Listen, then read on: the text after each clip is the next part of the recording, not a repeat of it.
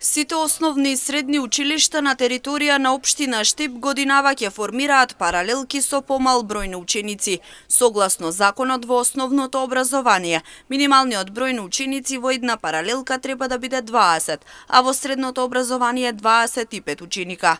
Но и годинава идентично како и претходните години, ќе се формираат паралелки со помал број на ученици.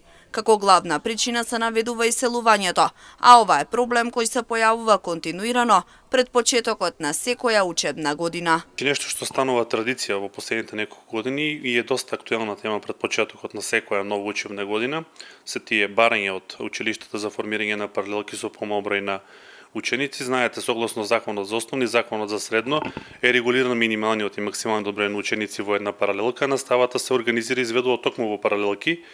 Ова година сите 9 училишта имаат поднесено вакви барања. Предпоставувам дека тоа се должи пред се на оно иселување со кое се соочува нашата држава во последните неколку години. Последните неколку години во Штип се формираат паралелки со помалку од 20 ученика, а во дел од основните училишта има и по едва и 10 основци во паралелка.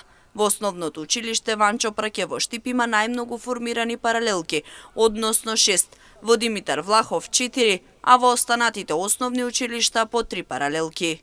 Имаме разлика помеѓу основните и средните училишта овде.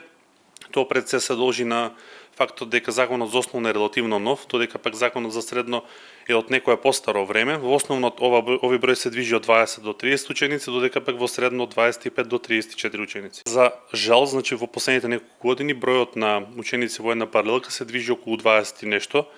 Тоа е број кој што постојано може да флуктуира, но оние паралелки кои што имаат околу 20 и нешто ученици се смета дека имаат поголем број на ученици. Голем дел од паралелките се под 20 ученици и тоа е на традиција која што се повторува и покрај тоа што бројот на ученици во последните неколку години е константен, што значи дека таа бројка е константна во последните неколку години.